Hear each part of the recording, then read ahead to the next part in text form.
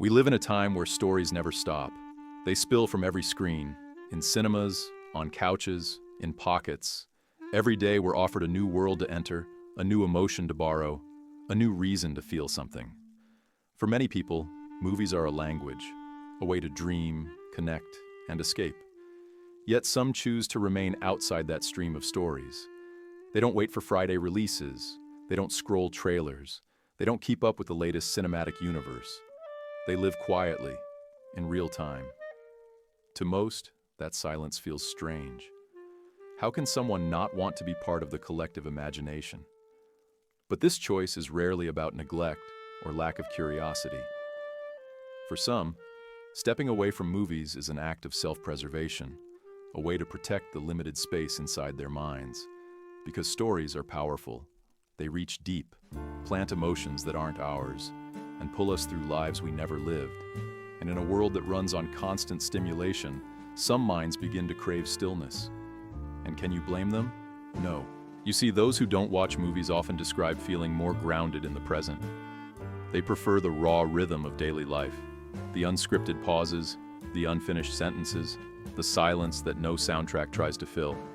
They simply value the kind that unfolds naturally, through observation and experience. For them, meaning is found in real interactions, the texture of a conversation, the sound of rain, the weight of time passing. Psychologists describe this as cognitive minimalism, the deliberate reduction of external narratives to preserve mental clarity. When you consume fewer stories, your mind stops racing to fill every quiet moment. You start noticing details again, the world as it is, not as it's written. The brain, which is constantly bombarded by fictional emotions, finally exhales. And in that silence, something interesting happens. Perception sharpens. Reality regains its depth. Moments that once felt ordinary begin to carry meaning again, as they're real. In that space, life becomes its own kind of cinema. One without edits, without scripts, without the expectation to entertain. For people who step away from movies, this becomes about choosing a quieter form of storytelling, the one unfolding around them, second by second.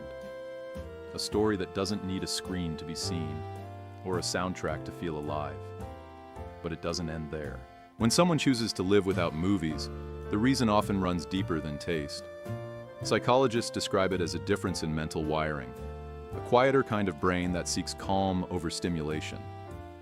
These individuals often display traits linked to introspection, autonomy, and what's known as a low need for external arousal. They don't require the surge of emotion that fiction delivers on demand. Their reward system finds satisfaction in subtler rhythms: conversation, problem solving, learning, or simply observing the world as it unfolds. Research in behavioral psychology shows that people vary in their tolerance for novelty. Some chase new sensations. Others prefer familiar stability. Those who rarely watch movies often fall into that second group. They conserve attention as if it's energy, using it deliberately rather than scattering it across endless narratives. In neuroscience, this relates to a lower dopamine-seeking threshold, meaning their brains don't crave constant spikes of excitement to feel engaged. Instead, they draw reward from understanding rather than escape. There's also a layer of cognitive discipline at work. In a world already flooded with stories, the unplugged mind filters what it lets in. Many psychologists associate this mindset with an internal locus of control. People with this trait feel that meaning and satisfaction come from within, not from outside approval or shared experiences. They don't need collective entertainment to validate their worldview. Their enjoyment of life is often self-directed, reading, creating, building, or reflecting instead of consuming. This autonomy doesn't stem from superiority. It's simply how they stay centered in a culture that thrives on distraction. Interestingly, studies on media consumption reveal that long breaks from audiovisual storytelling can heighten mindfulness. When your brain isn't constantly decoding plot lines and characters, it begins processing real-life details with greater depth. You notice subtleties in tone, expression, and timing, the very things that scripted performances mimic. In psychological terms, attention reclaims its natural pace. The mind stops sprinting from climax to climax and begins walking again. To an outsider, A life without movies might seem incomplete. To the unplugged mind, it often feels balanced. They're not trying to escape the noise. They've simply learned to turn down the volume. This is when fiction starts feeling fake. You see, the more they watch, the more they notice the rhythm behind every scene. The calculated pause before a confession, the perfectly timed tears, the resolution designed to comfort. Eventually, fiction starts echoing itself. The magic turns mechanical.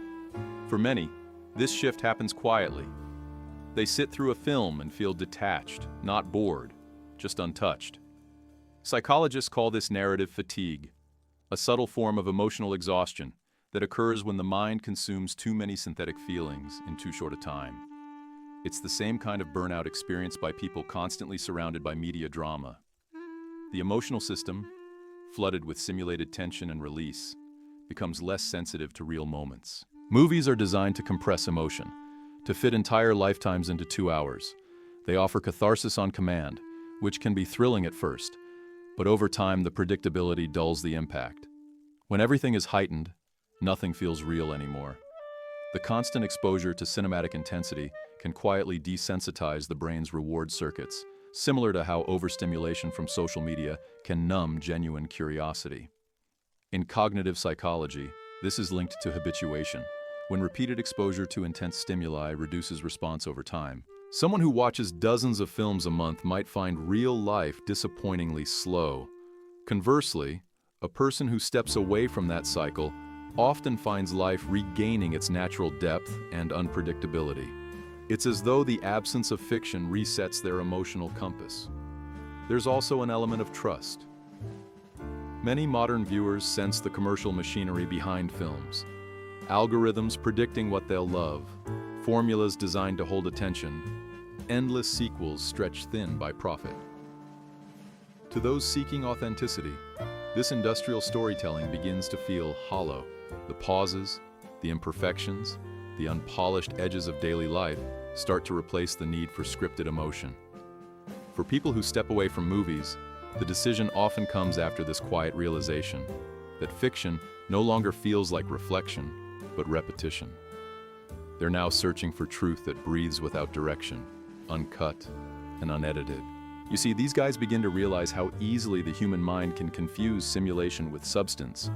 Stories on a screen start shaping how people expect life to feel, the timing of love, the clarity of purpose, the way every pain resolves before the credits roll.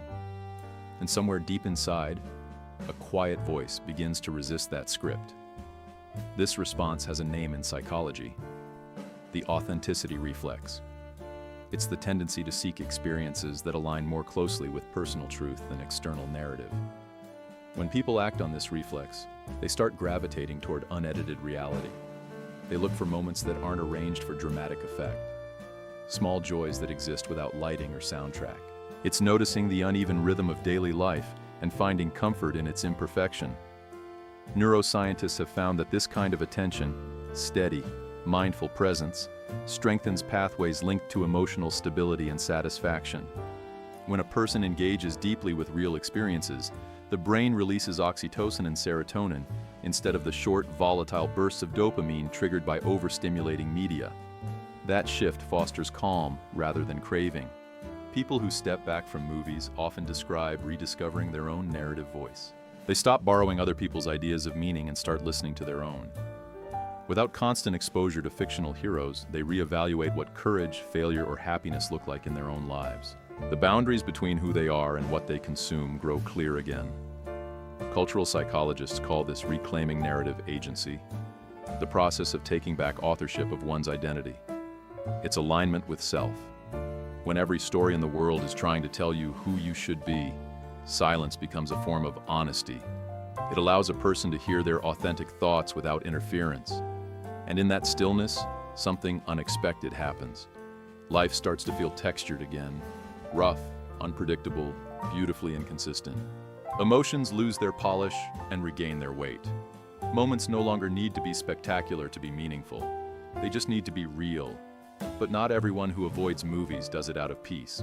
For some, the distance comes from fear, a quiet kind of self-protection that builds up over time. Stories, after all, are powerful mirrors. They expose feelings we spend years trying to bury. A single film can stir memories of loss, loneliness, or failure that a person works hard to keep still. And when those emotions surface too suddenly, the safest response for the mind is withdrawal. Psychologists refer to this as emotional overexposure. It happens when an individual's empathy system reacts so strongly to fiction that the body interprets it as real. Heart rate rises, cortisol floods the bloodstream, and the brain struggles to separate imagined pain from lived pain. Highly sensitive people, those who score higher on emotional reactivity and imagination, often experience this overlap more intensely. To them, a tragic story can linger for days, sometimes longer, replaying in thought like an unresolved memory. There's also the fear of misunderstanding. Movies are social currency. Conversations orbit around them. For someone who values accuracy and depth, the exaggerated simplicity of many stories can feel alienating. They sense manipulation in the structure, emotions arranged to sell rather than express. So they withdraw, not out of arrogance, but out of discomfort with a system that constantly tells them how to feel. Others associate film with anxiety itself. Cinematic tension, the swelling sound, the anticipation, the unpredictability, activates the brain's sympathetic nervous system, the same one responsible for fight or flight responses. For individuals prone to anxiety or trauma, this stimulation is draining. After a few experiences like that, the body learns avoidance. It becomes easier to skip the film than to risk another spike of unease. But let's be honest, to live without movies in a culture built on them is an unusual kind of courage. Everywhere you turn, stories compete for attention. Streaming platforms releasing hundreds each week, conversations orbiting around the latest release, awards celebrating fiction as the pulse of modern life. To quietly turn away from that rhythm is a defiance through stillness. Sociologists describe this as a soft rebellion, a non-confrontational way of resisting dominant culture by simply not participating in it. It doesn't require protest or judgment. It begins with silence, a personal boundary drawn around one's mental space. The act of stepping away from collective entertainment becomes a declaration of independence in an attention economy. While most seek connection through shared stories, the quiet observer finds connection through presence. Psychologically, this form of withdrawal often aligns with identity security, the ability to feel complete without constant external validation. Individuals with strong internal reference points don't depend on cultural trends to define belonging. Their sense of self is anchored in lived experience, not reflected imagery. When they disengage from mass storytelling, they're not isolating themselves, they're reinforcing their autonomy. This choice also reflects what behavioral scientists call voluntary simplicity, the conscious reduction of consumption to preserve meaning.